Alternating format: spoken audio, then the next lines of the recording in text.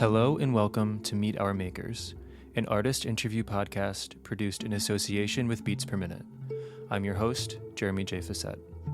In this episode, we get to meet AC Newman. AC Newman, otherwise known as Carl Newman, is the lead singer and songwriter of Canadian indie rock supergroup The New Pornographers. In this chat, Carl and I discuss a lot about their newest record, their 9th album overall, Continue as a Guest, and we talk about how the past few years weighed in on this new record, even though Carl kind of didn't want it to. It was kind of inescapable. We talk about his aspirations for the band, what they were, what they are now, have those changed at all, and kind of his aspirations for life in general as a working musician in this ever-changing atmosphere. We talk about it a little bit more too. It's a really good talk. If you were a fan of the album or any New Pornographers album, I think you'll really get a lot out of this. I just want to say really quick before we start, I just want to remind you that Meet Our Makers is now on Patreon. So if you go to patreon.com/meetourmakers, you can, for a very small monthly donation, become a patron of the show, help me out a little bit, and also get a chance to submit some questions for future interviews. Maybe you have something you've always wanted to know from someone that I'm about to chat with. You can send it along if you're a patron. In the future, there will be better perks, but that relies on you guys joining me continue to do what I love to do with this show. So patreon.com/meetourmakers. Thank you for listening. Please enjoy. This is me meeting AC Newman of The New Pornographers.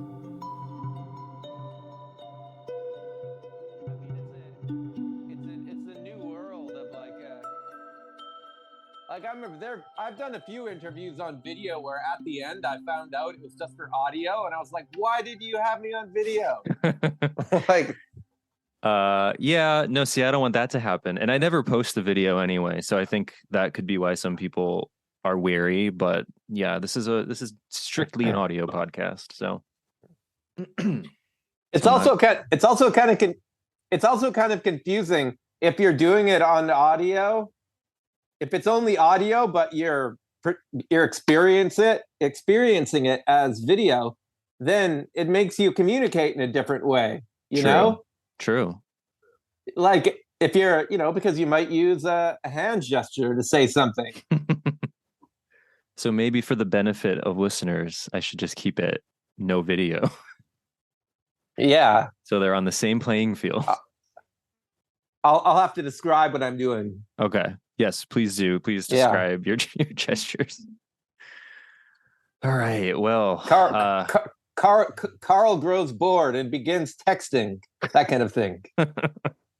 That is true. I think I do think about that sometimes when I do these, because I can't see you guys usually, because most people don't want the camera on. And I'm like, what? What is the person doing right now? Anyway. Thank you so much for hanging out for a little bit today. I appreciate it. Oh, no problem. I'm excited to kind of get into this album. We should mention right off the top, the new Pornographers record, Continue as a Guest, is out now. As of almost a week ago.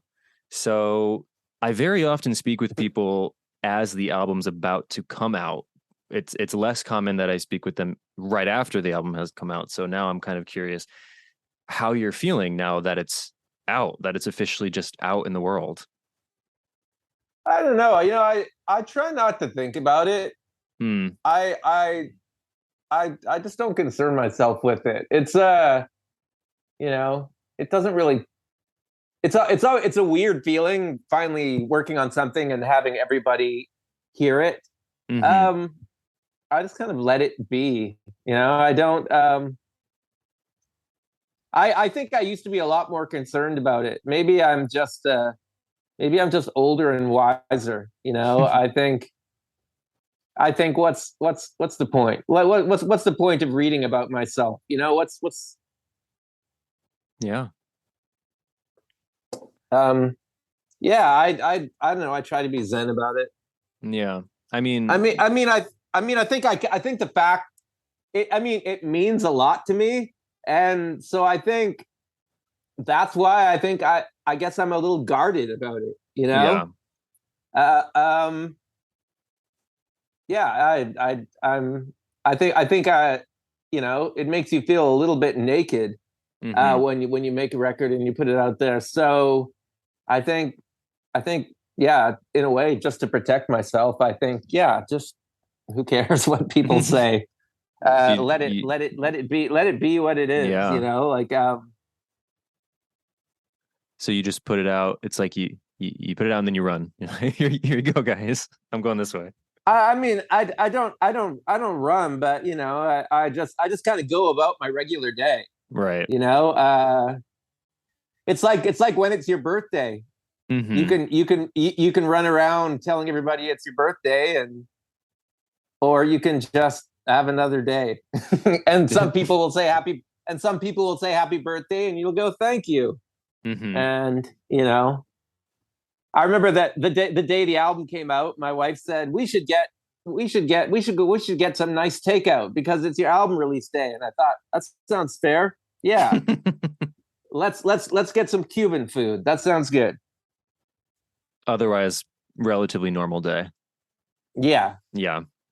I mean, it is the 9th New Pornographers record. You guys have been on the scene for quite a while now. You must, at some point, I feel like maybe you just like learn a new strategy to this whole machine, whatever you want to call it.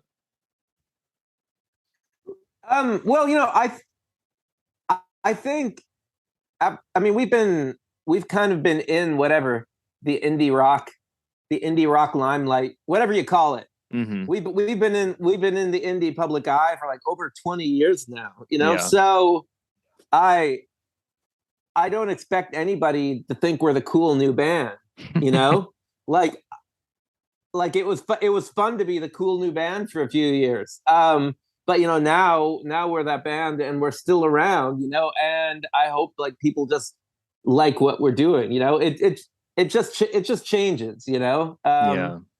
And I feel happy that there are still people there,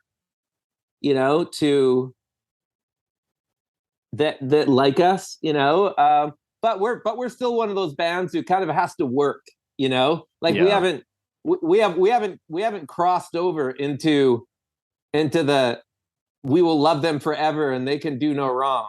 You know what I mean? Like only a few bands get to be in that rarefied air. Someone like Dylan or Radiohead, Right. It's we're like in the rock and roll middle class where we're well thought of and everything, but we're still working musicians. We're still it's weird to be doing it so long, and I feel like I can't rest on my laurels. I'm not allowed to. I can't say I'm not putting out any more records because no, that's what I do. I need to have a job. Is that even an aspiration of yours, like a concern of yours? No, it's not. I think I'll always want to make music, but it would be nice to be slightly outside of just the rat race of the business, I don't want to be a person who has to tour all the time, because I have a son, I don't want to be away from him all the time. So, I like, and I've been pretty spoiled through the years. I have to admit, like I've been able to, I haven't had to tour that much. I've been able to spend a lot of time at home, I'm not out on the road nearly as much as other musicians are. And I've very much appreciated that because I like being a normal person. Yeah. That's all I want. That's all I want. It's just to be a normal person. I always think of that. Kurt Vonnegut quote where he says, "We were put on this world to fart around, and don't let anybody else tell you any different." and I think like maybe I'm very spoiled, but that's all I want to do. I want to make my music, and I want to hang around with my family, and I want to fart around. Like that's my aspiration, and I want a nice little place to fart around in, and some food to eat, some food to eat once I'm done farting around. And, I don't really need fame and stardom and a massive amount of money. Yeah. Do you think that was ever a concern of yours with the new Pornographers? What you mean, like fame and money? Well, not necessarily fame and money, but just like, was it always sort of your mentality with this group and with making music that is what you wanted to do? You just wanted to make music and then sort of live your regular life. Yeah, I think it always has been. And I think it's always kind of made sense because of the nature of the band, because just the way we were always so like, oh, Dan's kind of in the band, but he's kind of not in the band. Like Nico's in the band, but she's doing her own thing, so we can't. She's not going to tour with us on this tour. So there's always been, I don't know, like I don't. It's hard to explain, but I think I felt like there was an element of the band that I don't have any control over. So I thought the only thing I really have control over is just to try and make what I think are good records, or interesting records. And then after that, like not really worry about the rest of it. And so I think, I'll be at home, and I'll be at home working on my music, or I'll go to Vancouver to work on music, or whatever we need to do. But I think I've always like being on the road. Being on the road is fun, and once I get on the road, I kind of accept my fate and think, well, this is kind of a cool job. But I know there are musicians that hate being at home. They don't know what to do with themselves, and I'm not that person at all. Yeah. I feel like there's an enormous amount to do all the time, not just everyday stuff, but just, in terms of writing music, there's so much for me to do. Like, I feel like I'm never waking up and thinking, oh my God, I'm out of ideas. How am I going to write another song? I'm always thinking, Christ, I have so much music to finish, like I can't catch up, our record just came out, 5 days ago, and I'm super deep into our next record already, because it's like, they always take a long time, and it's like, okay, if I want to put out a record a year after this one, it's essentially has to be done like 2 or 3 months after this one comes out. Right. It's just the insanity of the business. So I just always, there's a part of me, it's just always working. Even though I'm also farting around a lot. Yeah. Yeah. Do you like thrive more off the writing and production than you would of touring? I don't know. I mean, well, there's not that much to thrive off of on touring. You have an hour and a half, 2 hours where that's where you can thrive. That's where you play your show. But then the other 22 hours of the day is just sleeping or hanging out. Trying to stay healthy, or trying to stay sane, or trying to stay fed, or you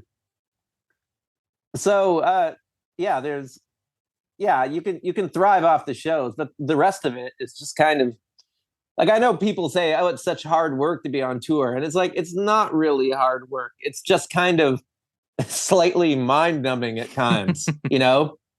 It's like, it's exciting for the obvious times, it's exciting, but the other times it's just like having a mind-numbing job, and sometimes you're in a fun place.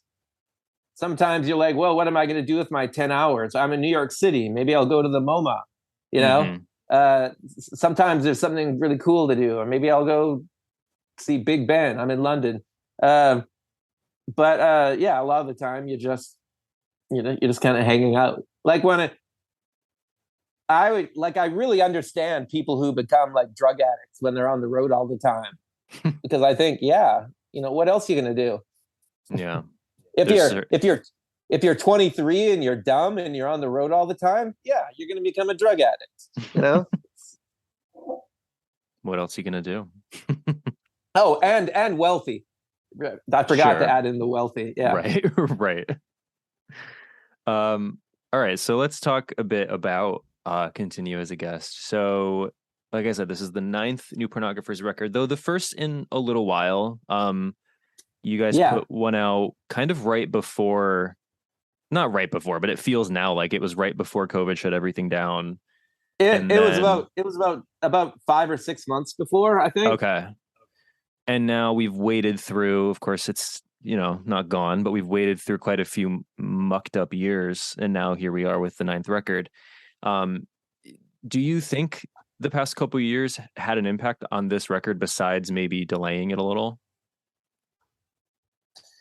Yeah, I don't know. I mean, it gave me a lot of time to think about what kind of music I wanted to make, because there was no real deadline, because like, although people were putting out records, there was a feeling of like why?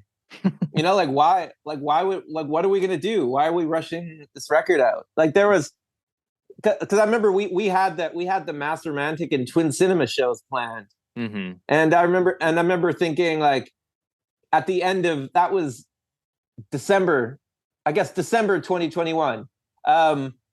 We were doing those shows, and I remember early in 21 thinking, like, why? Like, what's the point of me? What's the point of putting out a record? We're going to tour our new record at the same time we're doing Mass Romantic and Twin Cinema. Like, it just felt like, yeah, like, okay, those shouldn't intersect. Yeah, it just after a while I thought, what's the rush? And I guess I'm lucky. I mean, I guess the years were they were kind of lean years for musicians, like a lot of people were having a tough time because they couldn't tour. Yeah. And it wasn't the best a few years for me, but I felt like we did okay, my wife's job was still going, and so it felt like, okay, we're getting by. Like it didn't feel like this is absolutely necessary. Like I have to get back out on the road, by whatever means, whatever it takes. Yeah.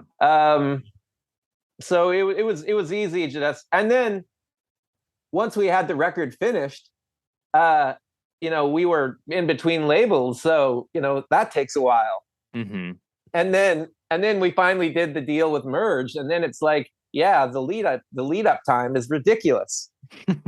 Because like the vinyl lead up times are insane, because because you can't get a record made for 4 months.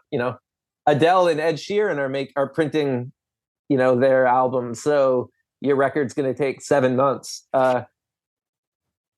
Which is, I'm not getting mad at Adele or Ed Sheeran. That's just how the business works.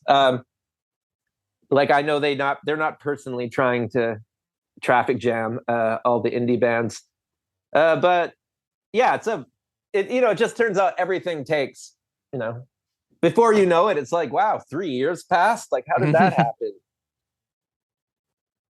So is it safe to say then, I mean, you mentioned that it kind of gave you a moment to think about what you might want to make more than maybe usual. Is it safe to say that the record wouldn't have wound up this way if you had gone right back into the sort of pattern that you had been in and there was no pandemic and you just kind of made another record? I think so. I think we just used to be a little bit more loosey-goosey about what records were. Yeah. Like, I feel like we would just start working on the record, and at some point I'd go, well, I guess this is what it is, huh? And sometimes, like, I wouldn't be entirely happy with something, but I just thought, well, that's where we stopped working on the record. Like, we can't work on this thing forever. So on this record, I think I just I just found myself listening to songs like trying to be like not a harsh critic, but just asking myself like, no, like what do I want this song to be? And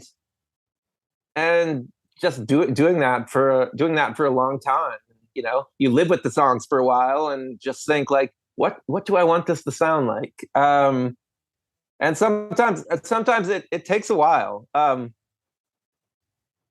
mean, I'm in the middle of it right now. It's kind of hard to explain, but I've always been a person who like I find writing melodies I find really easy. So like that's the part. There's a lot of parts of writing a song that aren't that easy, but writing melodies I find incredibly easy. So I I will write one and I will sing it and then I will just listen to it and I will say to myself, no, it doesn't work. Or sometimes I'll like it. I will think, oh, that's good. And then 2 weeks later I'll go, no, it's not working. It's not working. What is it? And then I'll change it and I'll think it needs a different feel and I'll re-sing it and then it has a different melody and then I have to change the words around because I've changed the melody. And there's a lot of that, just finding this combination of words and performance and melody and rhythm and syncopation or just general vibe or groove, just trying to make all those elements work together.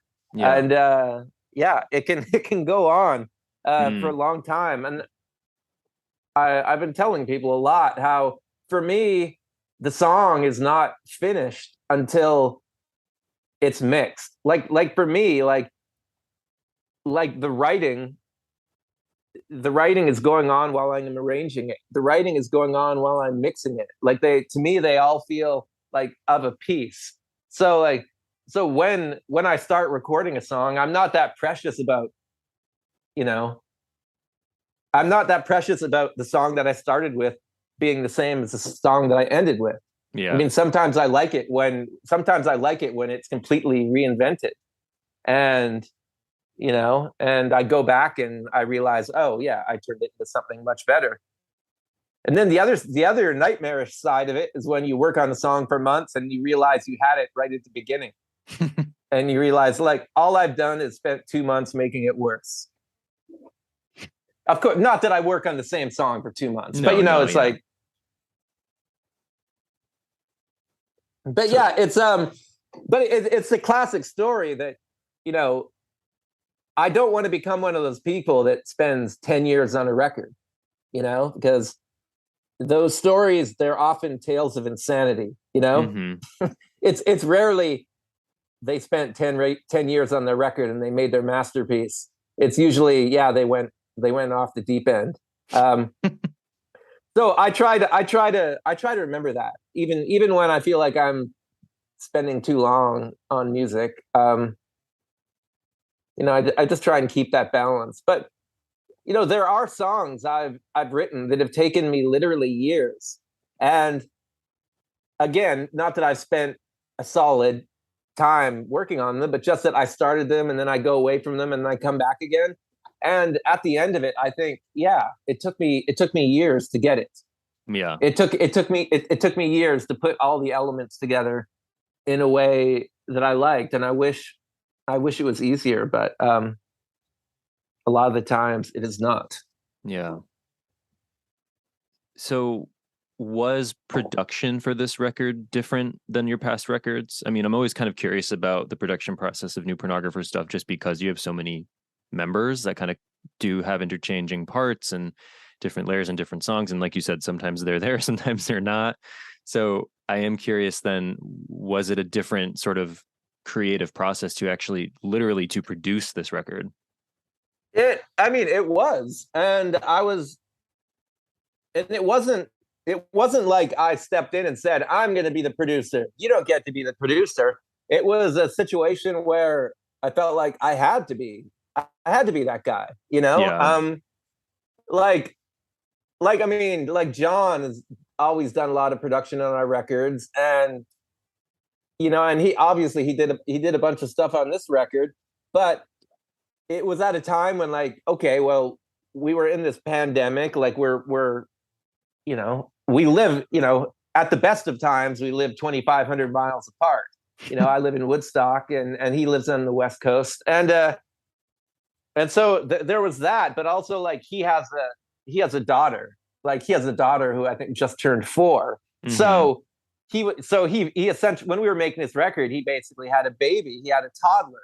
So, like, we had to, like, the way we work had to change, like I had to, I don't know, I had to do a lot more. It was interesting at the same time, like, Dan was making Labyrinthitis, but, like, his methods for Destroyer, I guess, are, like, different than the Pornographers, because I feel like Dan could just take his songs and just give it to John.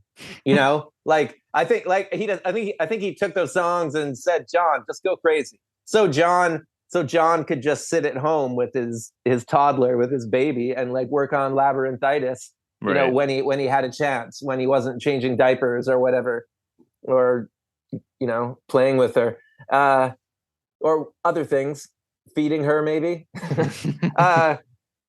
But yeah, I think for the Pornographers, like, I'm obviously so involved in every step of the way that yeah, I just had to, like, I had to become a producer, which was fun to do, but also because it's not my wheelhouse, I think it probably took me a lot longer than it would take a real producer, because I was, a lot of it was just kind of experimenting and going, like, how about this? How about this? And at the end of it, I realized, like, oh, I'm actually better. I'm better at this than I give myself credit for. Because at the heart of it, I mean, the idea of a producer, it's a pretty amorphous term. Like, what is it? Nobody even knows what a producer does. We know what an engineer does, but a producer, it's kind of formless. But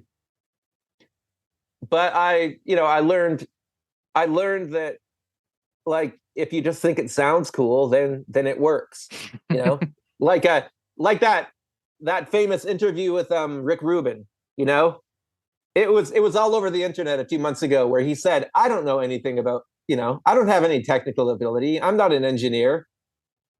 And I totally understood what he was saying. Was that, like, mm-hmm. Yeah, like, an important part of making records is just knowing what you like. And that it comes back to arrangement, or, just turning things on and off, EQing things in different ways until you finally go, there it is, there it is. I found it. That's it. That's what it should sound like. Is there any sort of, like, central set of ideas or sort of ethos behind this record? Like, conceptually or thematically? I don't know. It's I hate to talk about the whole shutdown and the pandemic and all the isolation, mm-hmm. because I feel like it's the most obvious thing, but it was hard to avoid.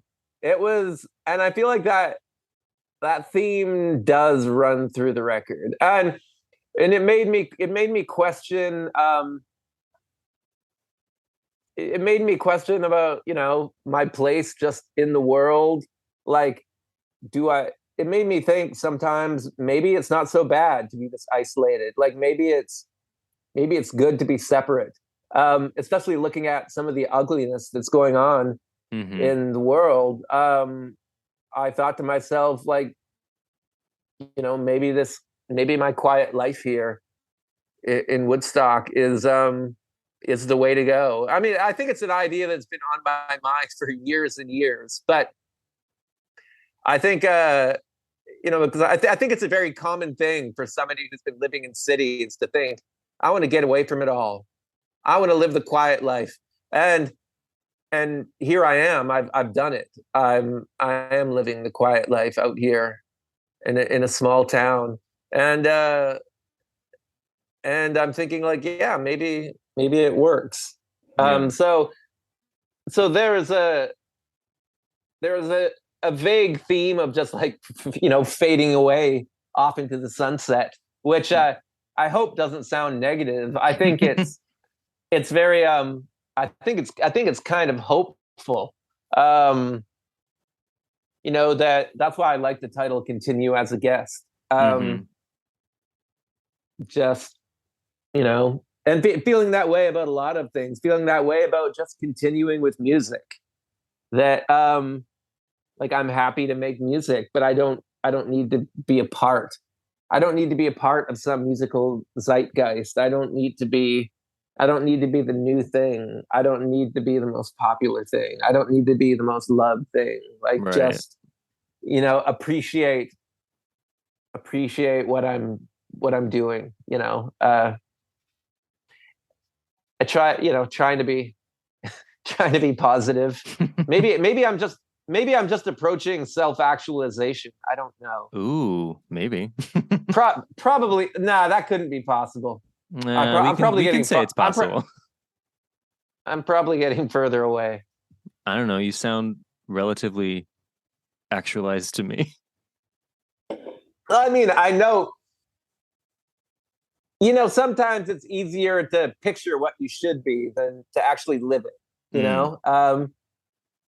I guess this in this record, I'm more theorizing what I want to be, more not necessarily what I am, but something that you strive to be. Like I think the first song really light really I think communicates that.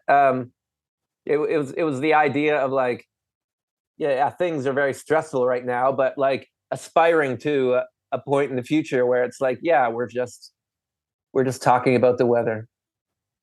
We're just talking about the weather and things are light, and we're not worried about any of this other bullshit. It's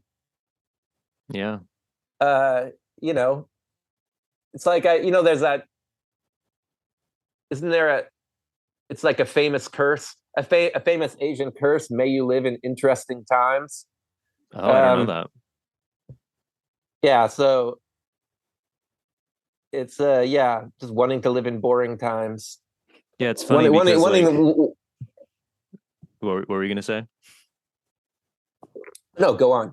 I was gonna say it is sort of interesting to hear you talk about this because I feel like the boring times and like boring conversations and like talking about the weather, like that's sort of an old sort of cliche of like not having anything interesting to say. But now we're at a point where maybe we are kind of longing for that because there's too much interesting going on. I mean, every single day there's something happening, like capital H happening. And I mean, maybe those boring conversations are where we need to go.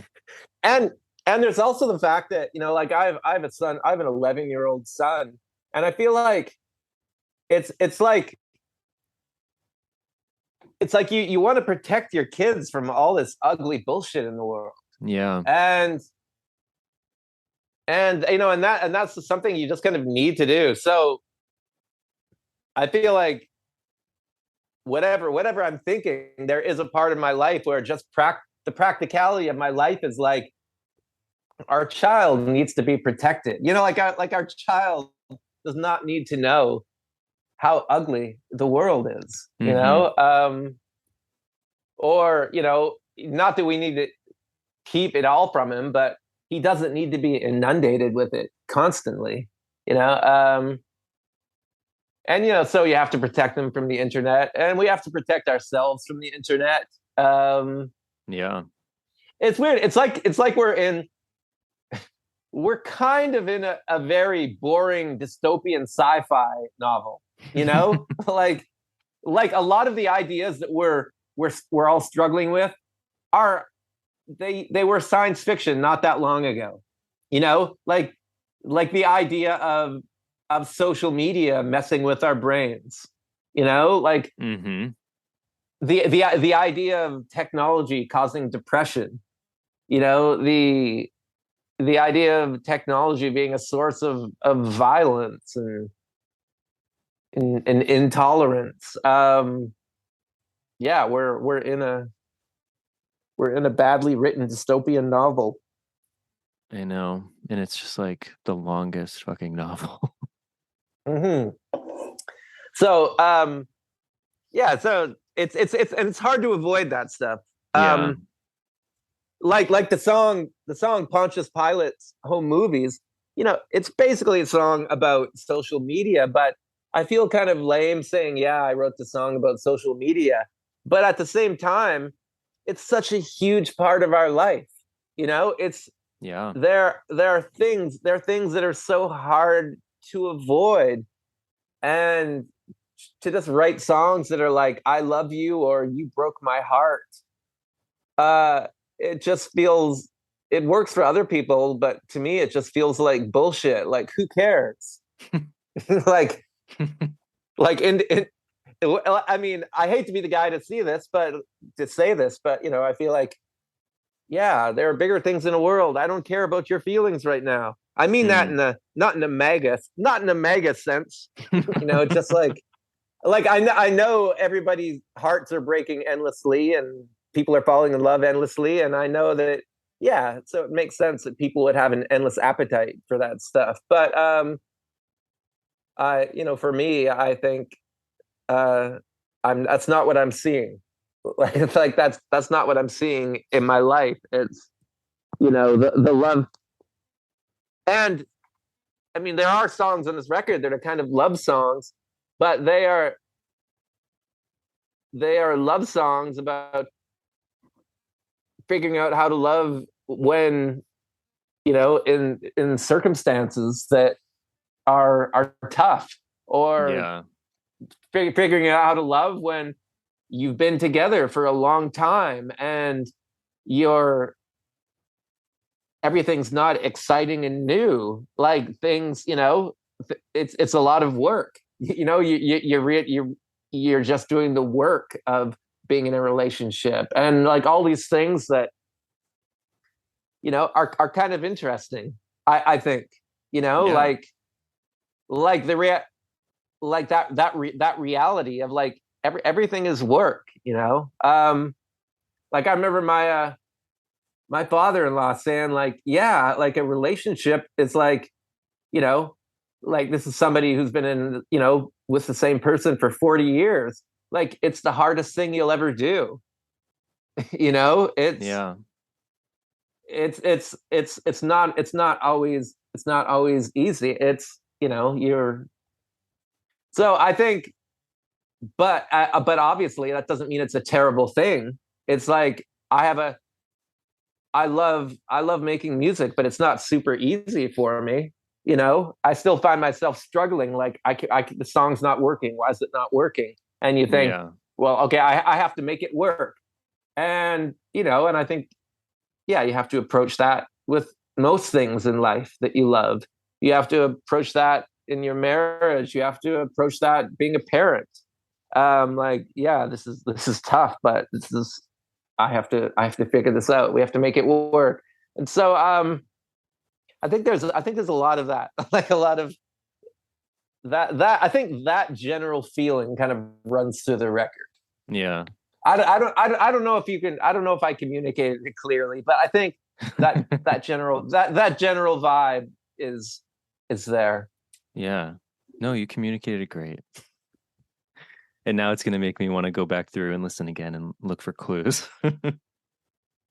Well, I mean, I think there are some songs that to me seem very obvious, like, in that respect, like, Firework in the Falling Snow. I mean, the chorus is, whatever you're selling, I'll take it all. Which is basically another way of saying, like, I'm in this for the long haul. Or Last and Beautiful. I mean, the whole formula of the song is like, I was going to do this in my life. I was going to do this in my life. I was going to do this, but I don't want to do it by myself. Come with me. Which I think is a pretty straight ahead sentiment. And I wanted it to have a very straight ahead sentiment. I mean, I think that's another thing that's changed on this record. Like I've wanted to be, even though I think I still write in a kind of oblique way. I think I wanted to write. I wanted it to be clearer. Yeah.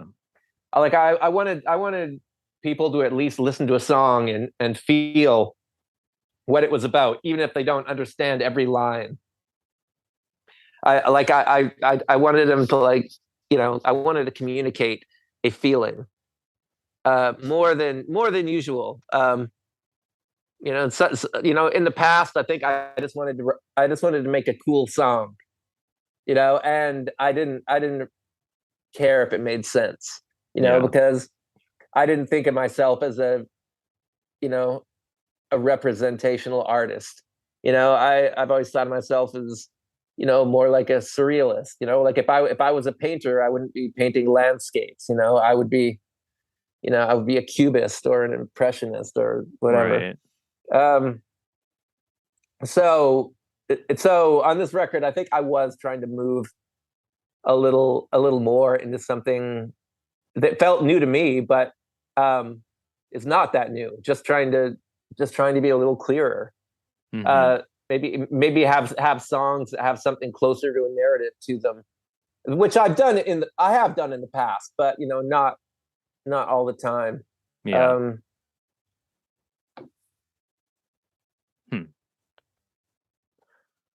So, last thing I want to ask quickly about before we have to go.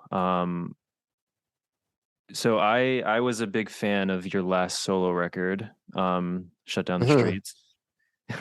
You chuckle. No, I'm not chuckling. I was just clearing my throat. Oh, okay. That was a while ago at this point. Yeah, I think it was 10 or 11 years ago. Is solo AC Newman stuff something that's kind of only happens when it needs to happen? Is it ever going to happen again? I don't think it will happen again. Okay. Or if I do something out of the band, I'm not sure it will have that name. Yeah. It's conceivable I might, want to do another project. I might feel inspired, but I don't think I would call it AC Newman. I think I would probably want it to be another, like, group effort. Mm-hmm. I think I would, even if I was writing all the songs, I think I would want to just bring in a different group of people. But yeah, I mean, there was never a huge stylistic difference between my solo records and the Pornographers. So I don't know. At some point, I just thought, yeah, why not just do Pornographers records? It feels horrible to say it, but they're kind of like, they're worth more, like it takes a lot of effort for me to make a record, and to spend so much time on a record that's probably going to sell like 1/4 or 1/5 of what a Pornographer's record would sell feels like, if it comes out quickly, sure, I will do it. But if I have to spend a lot of time on something, I'm probably going to do a Pornographer's record instead. Yeah, that makes sense. Honestly, the reason I made a solo album to begin with was because we finished Electric Version, and Nico basically said, okay, I'm touring the entirety of 2004, so I can't do anything.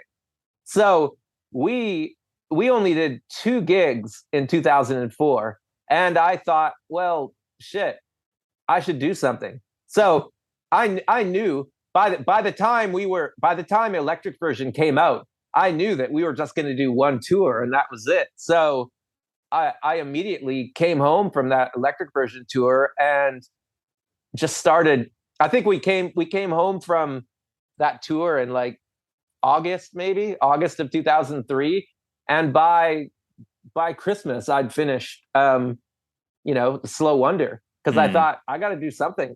like I got to do something in 2004, because it's not going to be any pornographer stuff happening. And then that record ended up doing well, which helps. It was, I put out a record and it got a really good reaction. So I thought, okay, well, maybe I should do this again. Yeah. At some point, even though it was 5 years later before I did it. It's the same reason there was ever more pornographers records. Like we made Mass Romantic and I didn't think there was going to be a second one, but then people liked it. So I thought, okay, I guess I'll make another one. But then, basically shut down the streets. I feel happy about it, but it didn't do very well. And the tour I did, like didn't, the shows didn't do that well. So I thought, why am I doing this? Yeah. Why am I punishing myself?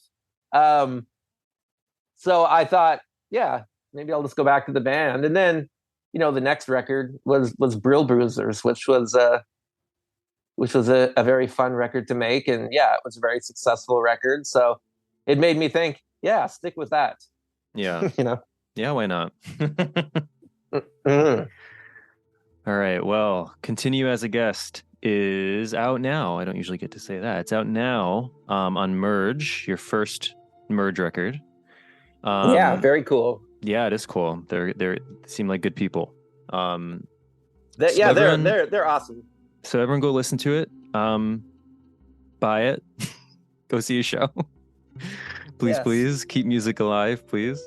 And thank you, Carl. Thank you for talking to me today. I was excited to talk to you because I'd been listening to the record for a couple of days now, so I was getting into it. So I'm glad that we were able to get into it. So thank you for your time.